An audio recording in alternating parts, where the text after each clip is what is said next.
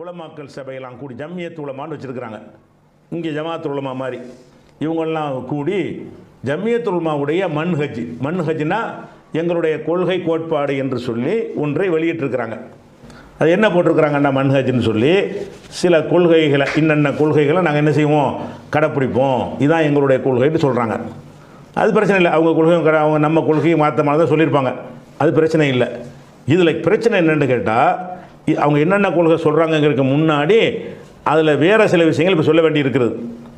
அந்த கொள்கையை விளக்கும் பொழுது கடைசியாக இதை யாரெல்லாம் இதில் இருக்கிறோம் ஜம்மியத் உலமாவில் இந்த நிலைப்பாட்டில் இருக்கிற ஆட்கள் யாருன்னு சைன் பண்ணணும்ல. ஒரு அறிக்கை வெளியிட்டாங்கன்னு சொன்னால் ஒரு முஃப்தி தலைவர் பேரில் செயலாளர் பேரில் அப்படி போடுவாங்க, அல்லது இருக்கிற அத்தனை பேர் பேர்லையும் போடுவாங்க. இவங்க என்ன செய்கிறாங்கன்னு கேட்டால் இந்த கொள்கையை யாரெல்லாம் நாங்கள் முன்மொழிகிறோம் என்று சொல்லி ஒரு லிஸ்ட்டு போட்டுருக்குறாங்க. அதாவது இதை ஏற்றுக்கொண்டவர்கள் யாருன்னு சொல்லி ஒரு பட்டியல் போட்டுருக்குறாங்க.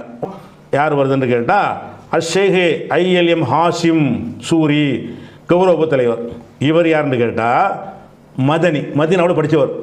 இவங்க யார்? மதீனாவில் சலபி கொள்கையை படிச்சுட்டு வந்தாலும் யார்? இவங்க மதீனாவில் போய் சவுதியில் போய் படிச்சுட்டு மதுஹபில் இருக்கணும், தர்கா வழிபாடு அதான் எங்கள் கொள்கைன்னு சொல்கிறாங்க. அதில் என்ன செய்கிறாருன்னா இவர் பாலமுனை மதரசாவில் பிரின்சிபாலாக இருக்கிறாராம். இவர் என்ன செய்கிறாருன்னு கேட்டால் இதில் சலப்புலேருந்து சொல்லிக்கொண்டு எதில் போய் இருக்கிறாரு?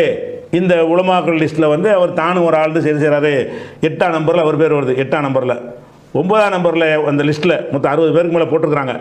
ஷேக் SH ஆதம்பாவா கௌரவ தலைவர், இவர் அதில் இருக்கிறார். இவர் யார்? இவர் மதீனாவில் படித்தவர். அதாவது சவுதியில் போய் மதீனாவில் படித்து சலஃபி கொள்கையை படித்து அதை பிரச்சாரம் செய்யக்கூடியவர்கள் யார்? இவங்களெல்லாம். அது அவங்க கொள்கை என்ன? மதுஹப் தரிகா தர்கானா இல்லைங்கிறதான சவுதி கொள்கை. படித்தது அது சலஃபின்னு சொல்லிக்கிறீங்க. சலஃபிங்கிற ஆளுக்கு ஜம்மியத் உலமாவோட சேர்ந்து கொண்டு மதுஹபை பின்பற்றணும், தர்காவுக்கு போகணும், இது அங்கே கொள்கை அவங்க போடுறாங்க. அதில் நீங்கள் ஒரு ஆளாக இருக்கிறீங்க. இது ஒன்றாச்சா? அதுக்கு அடுத்தது எல்லாரும் பேரும் வேண்டியதில்லை. இது எத்தனை நம்பரை சொன்னால் போதும் உங்களுக்கு. 9ஆம் நம்பர் ஆச்சா? 9க்கு அப்புறம் அப்படி அவங்க ஆட்களாக வர்றாங்க. அதுக்கப்புறம் 25 யாருன்னு கேட்டால் ஷேக் KM சக்கி அகமது. இவர் யார்? சக்கி அகமது ஃபத்வா குழு உறுப்பினர். இவர் யார் தெரியுமா? சக்கி அகமதுங்கிறவர். இவர் சக்கி என்பவர் தான் சவுதியில் அவர் இருந்தார். இவர் முபாரக் மதனி அவங்கெல்லாம் சவுதியில் ஜாலியாத்தில் வேலை பார்த்துட்டு இருந்தாங்க. சவுதியில் என்ன செய்வான்னு கேட்டால் அந்த மதீனாவில் படித்த ஆட்களுக்கு அவர் ஒரு சென்டரில் போட்டு சம்பளம் கொடுத்து வேலைக்கு வச்சுருப்பான். தமிழ் மக்களுக்கு பிரச்சாரம் பண்ணுறோம் அப்படிங்கிறதுக்காக வேண்டி அதில் இருந்து கொண்டு இவர் என்ன செஞ்சாங்கன்னா அந்த சக்கி இவர் தான் என்ன செஞ்சார்னா நான் சொன்னல என்னை தடுக்கணும்னு ஒரு பெரிய மனு போட்டாங்கன்னு ஏற்கனவே சொல்லியிருக்கிறேன். அது வீடியோலாம் இருக்குது. பிஜேக்கு தடையா சவுதியில் தடையான்னு கேட்டால் அதில் வரும். அதில் பிஜே இந்த மாதிரி என்னென்ன கொள்கையெல்லாம் தப்பாக சொல்கிறாரு அப்படிங்கிற மாதிரி ஒரு லிஸ்ட்டை போட்டு நமக்கு எதிராக நம்மளை தடுக்கணும், அந்த நாட்டுக்குள்ளே விடக்கூடாது, நம்ம தர்ஜிமா வைக்கக்கூடாது என்று சொல்லி மனு போட்ட ஆள் ஒரு ஆள். யார்? கடிதம் போட்ட ஆள் ஒரு ஆள். அவ்வளோ தீவிரமான ஒரு கொள்கை பிடிப்பாளர். அவர் என்ன செய்கிறாரு? மதுஹப் தரிகா எல்லாம் சரின்னு சொல்லக்கூடியதில் கையெழுத்து போட்டாச்சு. இப்போ என்ன சலப்பினீங்க? எதையெல்லாம் நான் எனக்கு எதிராக கொடுத்தார்கள் அதெல்லாம் இவங்க செய்கிறாங்க. அதில் இவர் ஒரு ஆளாக இருக்கிறார். அதுக்கப்புறம் இதெல்லாம் கூட உங்களுக்கு தெரிஞ்ச ஆள் இல்லை. இந்த 27 ஒரு ஆள் வர்றார். 27 யாருன்னு கேட்டால் கலாநிதி ஷேக் MLA முபாரக் மதனின்னு கூட கண்டுபிடிச்சிருவாங்களாம். எப்படி? MLA Mubarak. இவர் யார்? கௌரவ நிறைவேற்றக்குழு ஃபத்வா குழு உறுப்பினர். ஃபத்வா குழு உறுப்பினர் வேறு. அப்போ ஃபத்வா குழு உறுப்பினராக இருக்கிறாரு யார்? முபாரக் மதனி. இவர் இது என்ன வேஷம்? போன வாரம் கூட என்ன வீடியோ போட்டிருந்தாரு? சுன்னத் ஜமாத்னா யார் விளக்கம் கொடுத்துருந்தாரா? அவருக்கு நான் மறுப்பு கொடுத்துருந்தேன்னா அந்த உமர் ஷரீஃபோட சேர்த்து இவருடைய கொள்கை என்ன? அதாவது மதுஹப் கூடாது, தரிகா கூடாது, நாங்கள் தான் இந்த சலபு தான் சுன்னத் ஜமாத்து அப்படின்னு சொல்லக்கூடியவர் அவர். அதுபோக எனக்கு எதிராக அவ்வளோ விஷயம் பொங்கி இவங்க சலபி கொள்கை எதிராக இருக்கிறாங்கன்னு சொல்லி பொங்கினவர். இப்படியான ஒரு பயங்கர கொள்கை பிடிப்பாளர் எதில் இருக்காருன்னு கேட்டால் இவங்க இந்த மன்ஹஜ்னு வெளியிட்டிருக்காங்கல்ல, அந்த மன்ஹஜ்ஜில் ஒரு அங்கீகரித்து என்ன செய்கிறாங்க? ஏற்றுக்கொள்கிறார் முபாரக் மதனி. இங்கே போடுறது சலபி வேஷம். ஆனால் நீ என்ன மாதிரி இருக்கு? அந்த பக்கம் என்ன? இந்த விலாங்கு வேண் மாதிரி இந்த மக்களை சந்திக்கும் போது நாங்கள்லாம் சலபின்னு இருக்கிறது. அந்த மக்களை போய் சந்திக்கும் போது தர்கா ஓகே, தர்காவுக்கு போகும்போது அதனால் என்ன இருக்குது? மதுஹப் அதுவும் பிரச்சனை இல்லையே, பிதஅத் ஹசனா அதுவும் பிரச்சனை இல்லை. அதெல்லாம் பின்னாடி வாசிச்சு காட்டுறான் என்னென்ன தீர்மானம் போட்டாங்கன்னு. அந்த தீர்மானங்களை பார்த்தீங்கன்னா இந்த கள்ள சலப்புன்னு தான் சொல்கிறவங்களே சலப்புன்னு போய் சொல்கிறாங்க. அந்த சலப்புகளையும் இவங்க பின்பற்றுறது கிடையாது. கள்ள சலப்புனா என்ன அர்த்தம்? நீ எவ்வளோ பொங்கி கொந்தளிச்சு எங்களுக்கு எதிராக நீ பேசிக் கொண்டிருக்கிறாய், இந்த சலபு கொள்கைத்தான் சலபத்தான் பின்பற்ற வேண்டும் என்று சொல்கிறாய். உன்னுடைய அந்த சலபு கொள்கையில் மதுஹப் இருந்துச்சா? மதுஹப் தப்புன்னு சொன்னீங்களே, அதே மாதிரி தரிக்கா தப்புன்னு சொன்னீங்களே, அதே மாதிரி தர்கா ஜியாரத்து தப்புன்னு சொன்னீங்களே, அது சரின்னு எழுதியிருக்கிறாங்க. சரின்னு லிஸ்ட் வெளியிடுறாங்க அரசாங்கத்துக்காக வேண்டி. அதில் கூட நானும் ஒரு ஆள் என்று சேர்ந்துக்கிட்டேன். அப்போ ஏன்டா 2 வருஷம் போடுறீங்கன்னு அதில் யார் பேசாம அவனை இந்த மன்ஹஜ் எழுதியிருக்காங்களே, அதெல்லாம் தௌஹீதை நிலைநாட்ட தௌஹீதை அழிக்கிறதா? அப்போ தௌஹீதை அழிக்கிற விஷயங்களை எழுதியிருக்கிறார்கள். அந்த லிஸ்ட்டில் அந்த கையெழுத்து போட்டதில் யார் ஒரு ஆள்? கலாநிதி ஷேக் எம்எல்ஏ முபாரக்கு. உங்களுக்கு ஃபத்வா குழு வேறு. அந்த ஜம்மியத் உலமாவில் இவர் ஏன் ஃபத்வா குழுவில் இருக்கிறாரு? உன் ஃபத்வாவை ஏற்றுக்குறான், அவன் ஏற்றுக்கிறதுல இதில் விளங்குத. ஃபத்வா குழுவில் இருந்தவங்களை அதிகாரம் படைத்தவராக இருந்து அப்போ என்ன ஃபத்வா கொடுத்துருக்காரு இவர் மக்களுக்கு? மதுஹபில் இருங்க, மதுஹபில் இருக்கிறது தான் நம்ம மன்ஹஜ்னா நிலைப்பாடு. மதுஹப் நம்ம நிலைப்பாடு எது? மதுஹபில் இருக்க வேண்டும். பெரியார்கள் ஷேகுமார்கள்ட்ட என்ன செய்யணும்? பையத்து வாங்க வேண்டும். அதில் இருக்குது. அதெல்லாம் நான் வாட்சி காட்டுவேன். தர்காவுக்கு போக வேண்டும், தர்காக்களை காப்பாற்ற வேண்டும். தர்காக்களை காப்பாற்ற வேறு செய்யணுமா? தர்காக்களை காப்பாற்ற வேண்டும். அதே மாதிரி பிதாத்த ஹசனா குரானேஸில் இல்லாட்டா கூட குரானேஸுக்கு மாற்றம் இல்லாட்டி என்ன செய்யலாம்? செஞ்சுக்கிடலாம்.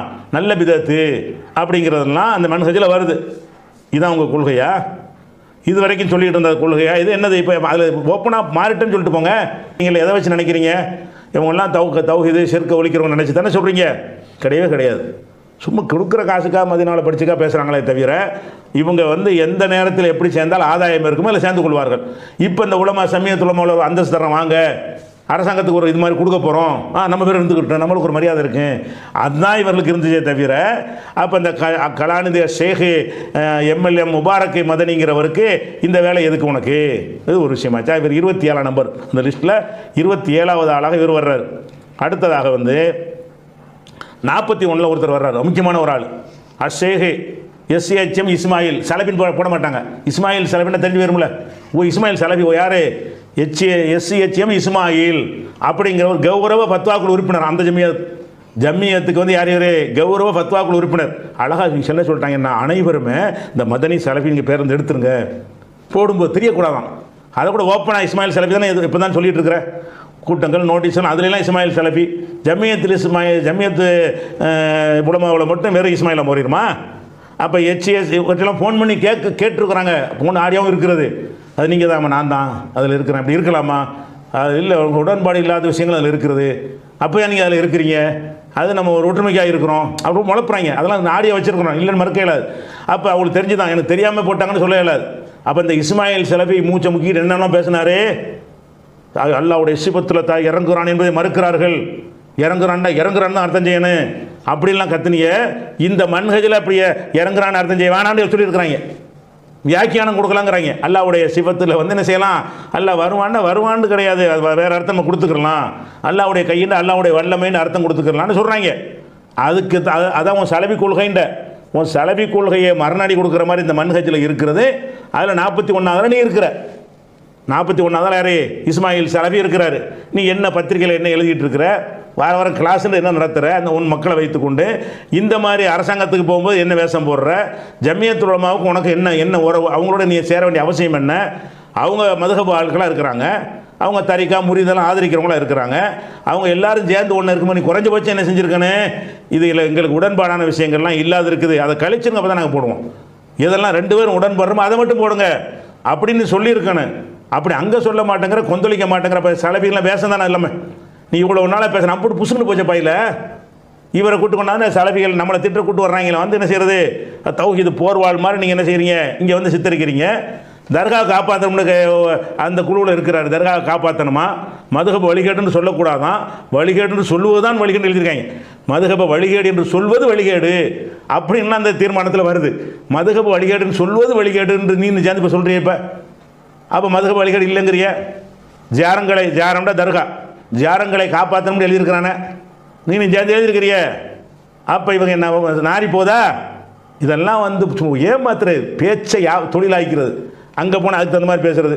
இங்கே ஒரு மனிதன் ஒரு கொள்கை வேணாம். வரையிலவே எவ்வளோ பெட்டருங்க. நான் பார்த்த வகையில் அதில் உறுதி அனுப்பானுவோம். கபூர் தான் அல்லா தான் அவளியா தான் அல்லாம்பாங்க, ஆமாம்பாங்க. அது தப்புங்கிற விஷயம் வேறு. அவன் எதில் இருக்கிறானோ அதில் அவன் நடிக்கலை, அறியாமையில் இருக்கிறான். அது ஷிர்க், அது சந்தேகம் கிடையாது. நீ ஏன் நடிக்கிற? உன்னுடைய கொள்கை அதுன்னு டிக்ளேர் பண்ணிட்டு போ. நான் இது வரைக்கும் நான் சலபியாக இருந்தேன், இப்போ நான் மாற்றிக்கிட்டேன்னு சொல்லிட்டு நீ இனிமேல் அதை மாதிரி தான் பேசணும்.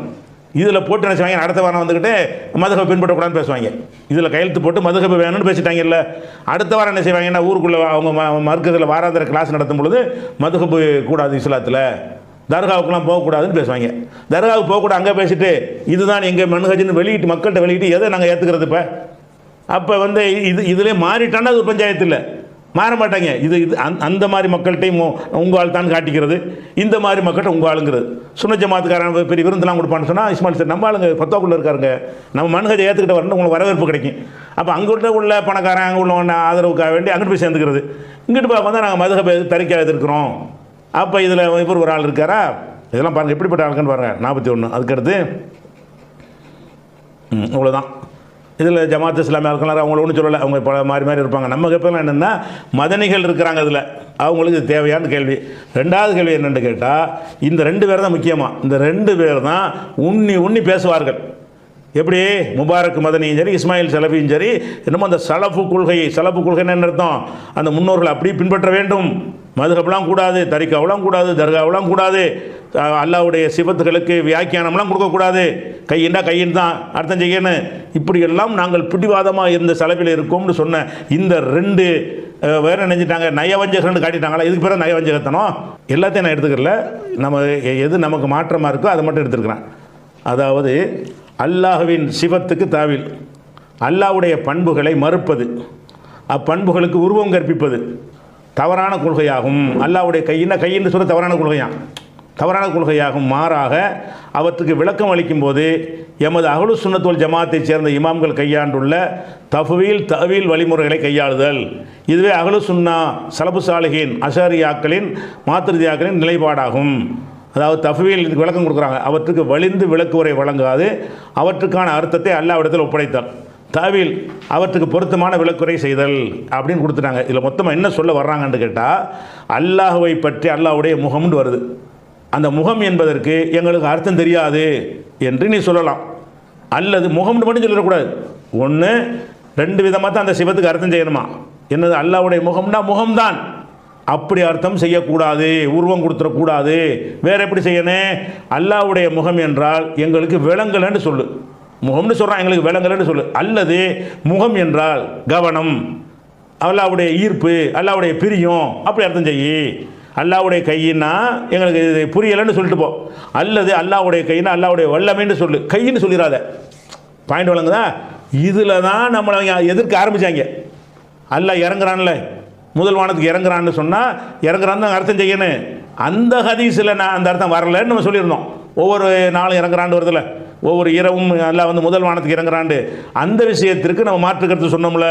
அப்போ தான் நம்மளை எதுக்கு ஆரம்பித்தாங்க, ஆஹா இவர் சலஃபுலேருந்து மாறிவிட்டார், சலஃபு கொள்கையிலேருந்து தடுமாறி விட்டார்னு என்னை விமர்சித்தது அதில் தான். அதை அவங்க சொல்கிறாங்க, யார் அந்த மன்ஹஜில் சொல்கிறாங்க. எப்படி சொல்கிறாங்க, அல்லாஹ்வுடைய விஷயத்தில் அல்லாஹ் வருவான் என்றால் வருவான்னு அர்த்தம் செய்யக்கூடாது, உதவி செய்வான்னு அர்த்தம் செய்யணும், வருவான்னு அர்த்தம் செய்யக்கூடாது.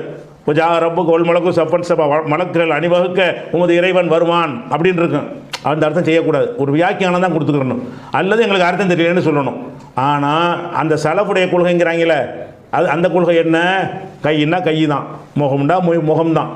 அல்லாஹ்வுடைய காலில் சைதா செய்வார்கள்னா காலில் தான் சைதா செய்வார்கள். என் கையால் ஆதமை படைத்தேன் என்றால் கையால் தான் படைத்தான், இப்படி தான் அர்த்தம் செய்யணும். தான் சலஃபுகளுடைய அர்த்தம். சலஃபு கொள்கை இதுக்கு மட்டும்தான் வந்துச்சு.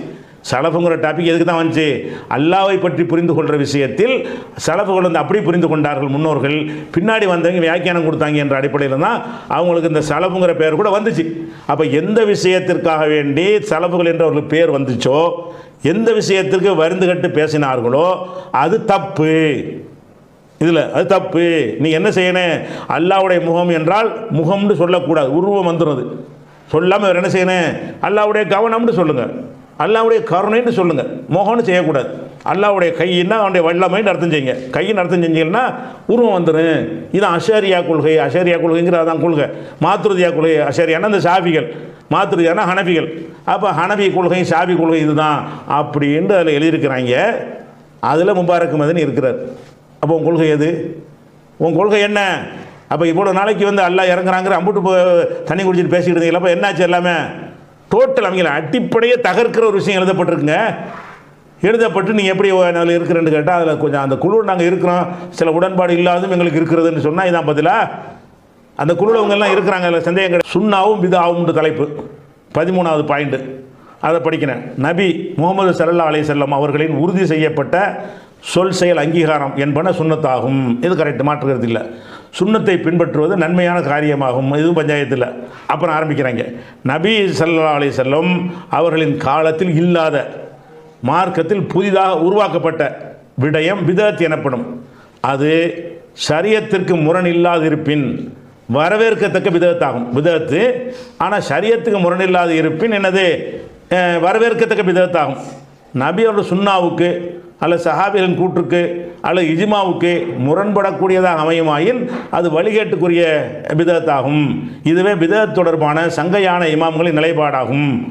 என்ன சொல்கிறாங்கன்னு கேட்டால், ஒரு பிதஅத்தை உண்டாக்குறான், மேராஜுக்கு நோன்பு வைக்கிறான், பிதஅத்து. இது எதுக்காக முரணா? இல்லை, இது ஆதாரம் இல்லைங்கிறதானே தவிர நோன்பு வைக்கிறது எப்படி முரணாகும்? இது நல்ல பிதஅத். மேராஜில் நோன்பு தானே வைக்கிறான், குர்ஆன் சுன்னாவில் இல்லாட்டாலும் சரியத்துக்கு முரண் இல்லையே, நோன்பு வைக்காதன்னா சொல்லிவிட்டான், வைக்க தானே சொல்கிறான். அப்போ பிதஅத்துனா எப்படியா? ஒரு காரியத்தை பார்க்கணுமா, குர்ஆனுக்கு மாற்றமாக உண்டாக்குனா தான் செய்யக்கூடாதான். குர்ஆனில் சொல்லாத விஷயத்தை உண்டாக்குனாங்க என்று சொன்னால் அது முரணாக இல்லை, சரியத்துக்கு முரண் இல்லை என்ற காரணத்தினால் அது கூடும், அது நல்ல பிதஅத்து என்று அவர் சொல்கிறார்கள். அப்போ இதான் உங்கள் நிலைப்பாடா? சலஃபுகளுடைய நிலைப்பாடு இதுதானா? இந்த மதனிமார்களுடைய இதில் அங்கம் வகிக்கிற மதனிமார்கள் நிலைப்பாடு இதுதானா? இஸ்மாயில் சலஃபி, முபாரக் மதனி அவங்க நிலைப்பாடு இதுதானா? அதுக்கடுத்து மதுஹபுகள் 15வது பாயிண்ட், மதுஹபை பற்றி என்ன நிலை நாங்கள் வச்சுருக்கிறோம்? ஜமியத்துல் உலமா, அதாவது முபாரக் மதனி, இஸ்மாயில் சலஃபி ஆகியோர் அடங்கிய ஜமியத்துல் உலமா ஆகிய நாங்கள் என்ன நிலைப்பாடு வச்சுக்கிறோம் என்றால், அல் குர்ஆன், அல் ஹதீஸ், அல் இஜ்மா, அல் கியாஸ் ஆகிய மூணு ஆதாரங்களிலிருந்து முஜ்தஹித முத்லக் என்ற தகுதி உள்ளவர்களால் அடிப்படைகளை, அதாவது உசூல்களையும் கவாயிதுகளையும் வைத்து காலகாலம் தோன்றிய மார்க்க அறிஞர்களினால் தொகுக்கப்பட்டு பாதுகாக்கப்பட்டத மதுஹபுகளாகும். மதுஹபுங்கிறது சும்மா உள்ள கிடையாதுங்க. குர்ஆன், ஹதீஸ், இஜ்மா ஆதாரங்களை வச்சு அடிப்படை ஆய்வு செஞ்சு காலகாலம் தோன்றிய அறிஞர்கள் எல்லாம் தூத்து வச்சுருக்காங்களே தவிர அது என்ன மதுஹபுன்னு அது மார்க்கத்தில் இல்லைன்னு நினச்சிட்டு இருக்காங்க. மதுஹபு சரி, ஆதாரத்தோடு தான் நாங்கள் உண்டாக்கியிருக்கிறோம். மார்க்க கிளை விவகாரங்களில் பின்பற்ற தகுந்த உலக முஸ்லீம்களால் ஏகமனதாக ஏற்றுக்கொள்ளப்பட்டதான். எது? ஹனபி, மாலிகி, ஷாஃபி, ஹம்பலி ஆகிய 4 மதுஹபுகளும் பாதுகாக்கப்பட்டு வந்துள்ளன. அவற்றை பின்பற்றுவோர் நேர்வழியில் இருக்கிறார்கள். முபாரக் மதனி என்ன சொல்கிறார் உங்களுக்கு? மதுஹபுல பின்பற்ற ஷாஃபி, ஹனபி, மாலிக் இருக்காங்களே அவங்க நேர்வழியில் இருக்கிறார்கள். குறித்த 4 மதுஹபுகளை பின்பற்றக்கூடாது, அவ்வாறு பின்பற்றுவது வழிகேடு என்ற கூற்று முற்றிலும் பிழையானதாகும். அதாவது அதை விரிஞ்சு இப்போ தான் சொல்லிட்டு இருந்தார். இந்த முபாரக் மதனியே இஸ்மாயில் சலஃபியும் தான் மதுஹபு கூடாதுன்னு சொன்னாங்க, மதுஹப் பின்பற்றதே வழிகேடுன்னு சொன்னாங்க. அஹ்லு சுன்னா வல் ஜமாஅத்துன்னு சொல்லி விளக்கம் கொடுத்தார போன வாரம் நான் போட்டிருந்த வீடியோ. அதில் கூட என்ன செய்கிறாரு, இவங்கெல்லாம் அஹ்லு சுன்னத்து கிடையாது, இந்த மதுஹபுக்கு ஆட்களாக இருக்காங்களே அப்படியெல்லாம் பேசினார் இவர் போன வாரம். இந்த வாரம் என்ன வந்துருச்சுன்னு கேட்டால், அதை மதுஹபை பற்றி பேசணுன்னு படிக்கிற பாருங்க. அதாவது அல் குர்ஆன் 15வது விதி, அந்த மன்ஹஜ் லிஸ்ட்டில் 15 அல் குர்ஆன், அல் ஹதீஸ், அல் இஜ்மா, அல் கியாஸ் ஆகிய மூல ஆதாரங்களில் இருந்து முஜ்தஹித முத்லக்னா பொதுவான ஆய்வாளர் என்ற தகுதி உள்ளவர்களால், யார் கொடுத்தான்னு தெரியல, அவங்க சொல்கிறாங்க தகுதி உள்ளவர்களால் அடிப்படைகளை வைத்து காலாகாலம் தோன்றிய மார்க் அறிஞர்களினால் தொகுக்கப்பட்டு பாதுகாக்கப்பட்டதே மதுஹபாகும். அப்போ அறிஞர்கள் குர்ஆனை பார்க்குறாங்க, ஹதீஸை பார்க்குறாங்க, இஜ்மா பார்க்குறாங்க, கியாஸை பார்க்குறாங்க, எல்லாத்தையும் பார்த்து அழகான ஒரு ஆய்வு செஞ்சு தொகுத்தது தான் மதுஹபு. மார்க்க கிளை விவகாரங்களில் பின்பற்றப்பட தகுந்தது தானா உலக முஸ்லீம்களால் ஏகமனதாக ஏற்றுக்கொள்ளப்பட்ட, நம்மளையும் சேர்த்துப்பட்டாங்க, நம்மளாம் ஏற்றுக்கிறவே இல்லை, ஏகமனதுங்கிறான். உலக முஸ்லீம்களால் ஏகமனதாக ஏற்றுக்கொள்ளப்பட்ட ஹனபி, மாலிகி, ஷாஃபி, ஹம்பலி ஆகிய 4 மதுஹபுகளும் பாதுகாக்கப்பட்டு வந்துள்ளன. அவற்றை பின்பற்றுவோர் நேர்வழியில் இருக்கின்றனர். இதுதான் நீங்கள் சொல்ல கருத்து. நீங்கள் என்ன பிரச்சாரம் பண்ணுறிய? மதுஹபு நேர்வழி. அதில் என்னென்ன போட்டிருக்கிறாங்க என்பதை நான் என்ன செய்யலாம், அந்த வாசகத்தை படிக்கிறேன். இந்த 4 நேர்வழி மட்டும் சொல்லி விடலை, நேர்வழி இல்லைன்னு சொன்னால் நீ நேர்வழி இல்லைன்னு சேர்த்துக்கிறாங்க.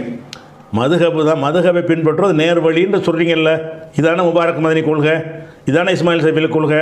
அப்போ நேர்வழி இல்லைன்னு நீ சொன்னி, அது என்ன? அது எந்த கொள்கை? அதை மாற்றிட்டியா அல்லது அது ஒரு இடத்துக்கு இது ஒரு இடத்துக்கா? ரெண்டில் ஒன்று சொல்லு. அதை மாற்றிட்டோம்னு சொன்னால் என்ன செய்யணும், பகிரமட்டுக்கு அறிக்கை விடணும்.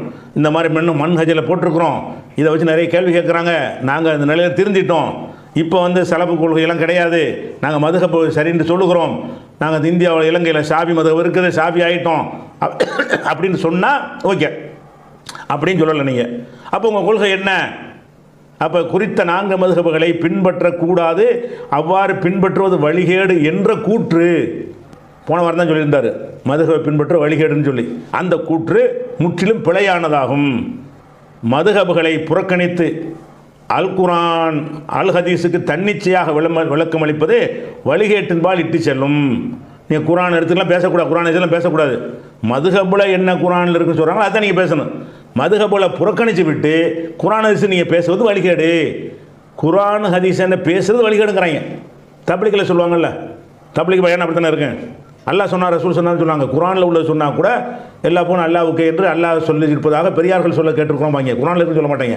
குர்ஆனில் இருந்ததை கூட எப்படி செய்யணும், பெரியார்கள் சொல்ல தான் கேட்கணும். தொழுகை நிலைநாட்டுகள் என்று அல்லாஹ் சொல்கிறான் அப்படி பேச மாட்டார்கள். தொழுகை நிலைநாட்டுகள் என்று அல்லாஹ் சொல்வதாக பெரியார்கள் சொல்ல கேட்டிருக்கிறோம் சேர்த்துக்கிறவாங்க. அப்போ அல்லாஹ் சொன்னதை பெரியார்கள் எடுத்து சொன்னால் தான் கேட்பாங்க. அதே ஸ்டைலில் இது இருக்குது. எப்படி இருக்குது, அதாவது மதுஹப்களை புறக்கணித்து மதுஹப்லாம் வேணாப்பா நம்ம குர்ஆன் ஹதீஸ்னு போவோம்ப்பா அப்படி சொன்னால் அது வழிகேட்டின்பால் இட்டு செல்லும். அதுக்கு அடுத்தது தரிகா ஷேகுமார்களை பற்றி சொல்கிறாங்க. அல் இஹ்சான் 18 இருக்குது. அவங்க போட்ட மன்ஹஜ் லிஸ்ட்டில் 18வது லிஸ்ட்டில் தஸவ்வுஃபு தஸ்கியா, உள பரிசுத்தம் மற்றும் இறை நெருக்கம் தலைப்பு. அதுக்கு விளக்கம் கொடுக்குறாங்க. முஹத்திஸீன்களிடம் ஹதீஸ் ஜிப்ரீல் என பிரபலமான ஹதீஸில் வந்துள்ள அல் இஹ்சான் என்பது உள பரிசுத்தத்தை குறிக்கிறது. அதாவது ஜிப்ரீல் அலைஹிஸ்ஸலாம் வந்து ரசூலுல்லாஹ்ட்ட வந்து மனிதர் மாதிரி கேள்வி கேட்பாங்க. ஈமான்டா என்ன, இஸ்லாம்டா என்ன, இஹ்சான்டா என்னண்டு. இஹ்சான்டா என்னன்னு கேட்கும் பொழுது இஹ்சான் அழகுற செய்வது. அன் தாபுத் அல்லாஹ் கண்ணக்க தராகு, அல்லாஹ்வை நீ பார்ப்பது போல் வணங்கணும், நீ பார்க்காட்டாலும் அல்லாஹ் நீ பார்த்தா எப்படி வணங்க அந்த மாதிரி வணங்கணும்னு விளக்கம் சொல்லுவாங்கல்ல. அதை எடுத்துக்கொண்டு இதுதான் மெஞ்ஞானம் இந்த ஹதீஸில் விளங்கிட்டாலாம். முஹத்திஸீன்களிடம் ஹதீஸ் ஜிப்ரீல் என பிரபல்யமான ஹதீஸில் வந்துள்ள அல் இஹ்சான் என்பது உள பரிசுத்தத்தை குறைக்கிறது. அதற்கு தஸ்கியத்துன் நஃப்ஸு, ஃபிக்ஹுல் பாத்தின், தஸவ்வுஃப் போன்ற பல்வேறு பெயர்கள் உபயோகிக்கப்படுகின்றன என்பதுடன் அஹ்லு சுன்னா வல் ஜமாத்தைச் சேர்ந்த ஷேகுமார்களுடைய வழிகாட்டலின் கீழ், அஹ்லு சுன்னாவுடைய ஷேகுமார்கள்ட்ட போகணுமா, அவங்க வழிகாட்டலின் கீழ் அஹ்லு சுன்னா ஜமாத்தின் அடிப்படையில் உட்பட்டு நெறிபெறலாது எங்கும் ஆன்மீக தரிகாக்களும் அவற்றின் ஆன்மீக பயிற்சிகளும் ஹதீஸ் ஜிப்ரீல் வந்துள்ள அல் இஹ்சான் எனும் உள பரிசுத்தை உருவாக்கி கொள்ள உதவுகின்றன என்பதை மனதார ஏற்றுக்கொள்ளுதல். அப்போ என்ன செய்கிறாங்கன்னு கேட்டால், ஷேகுமார்கள் பெரியார்கள் இருப்பாங்க, அவங்கள்ட்ட நம்ம சில விஷயங்களை கற்றுக்கொள்வோம்.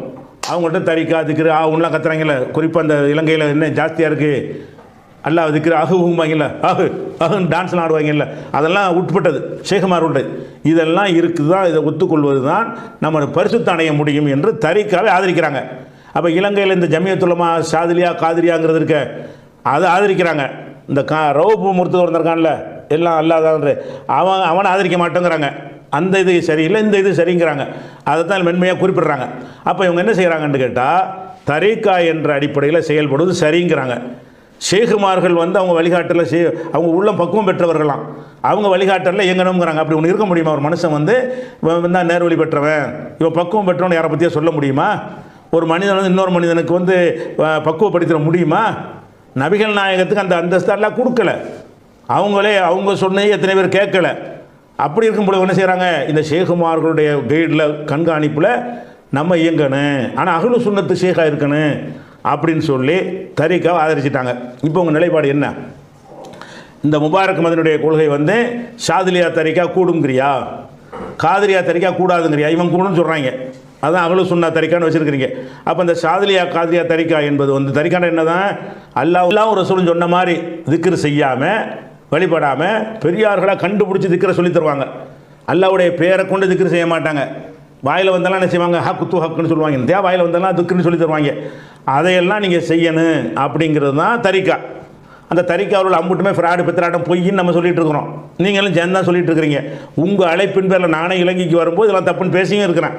அப்படியான ஒரு விஷயத்தை வந்து சரிங்கிறதுல நீங்கள் ஒரு ஆளாக இருக்கிறீங்க, நீங்கள் சரிங்கிறீங்க. இப்போ அப்போ இந்த சலப்புகளுடைய நிலைமை என்னாச்சு, தரிக்காவும் மதுஹப் வந்துருச்சு, தரிக்காவும் வந்துருச்சா, அடுத்து என்ன வருது, தர்கா வருது.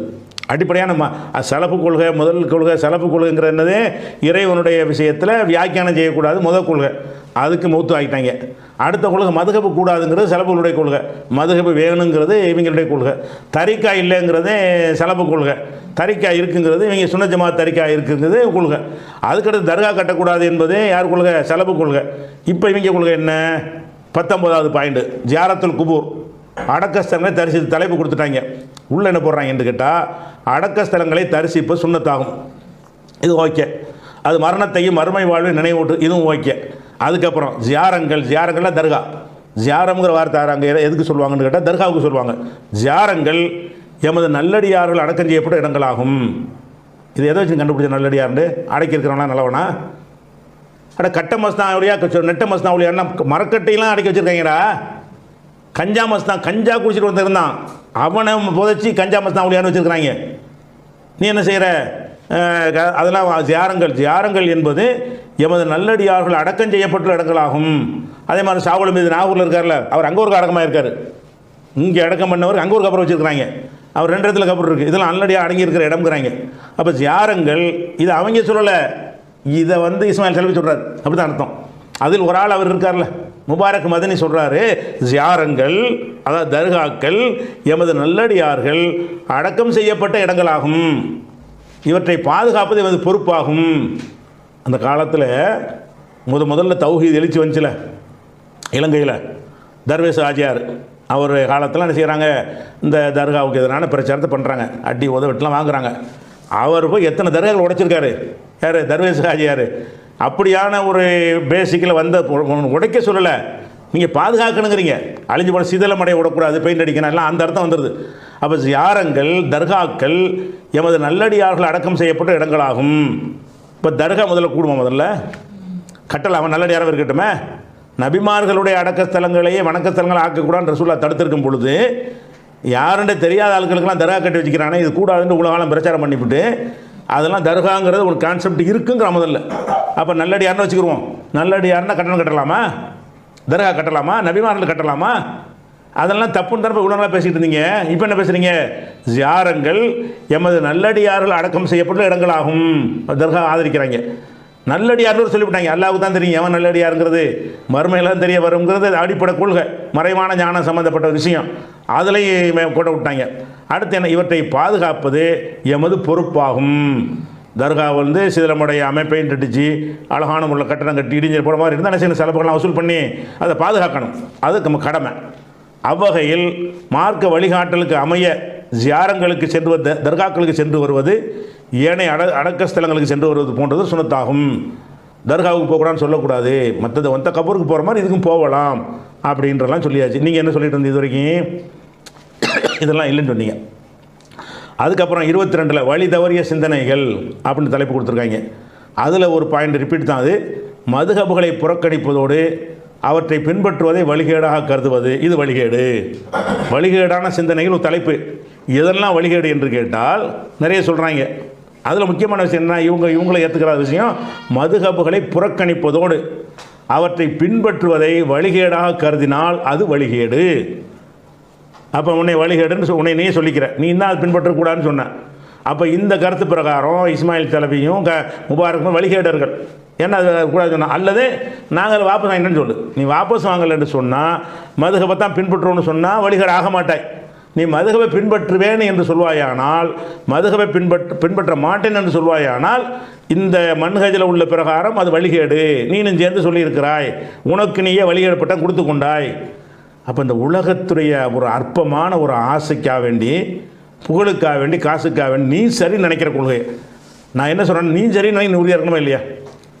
நீ எதை சரின்னு சொல்கிறியோ அதில் உறுதியாக இல்லாமல் இருந்தால் என்ன அர்த்தம்? அதை செஞ்சிச்சு பாருங்கள். மதினாவில் படிச்சுட்டு வந்த ஆளுக்கெல்லாம் அந்த லட்சத்தில் இருக்குது. சரி, இது ஒரு விஷயமாச்சா. அடுத்து இது மொத்த நம்பர் இதில் உள்ள சாராம்சம் என்னென்னு சொன்னால், உலமா சபை என்று கூடி அதில் ஒரு முடிவு எடுக்கிறாங்க, இதுதான் எங்களுடைய முடிவுன்னு சொல்லி எடுக்கிறாங்க.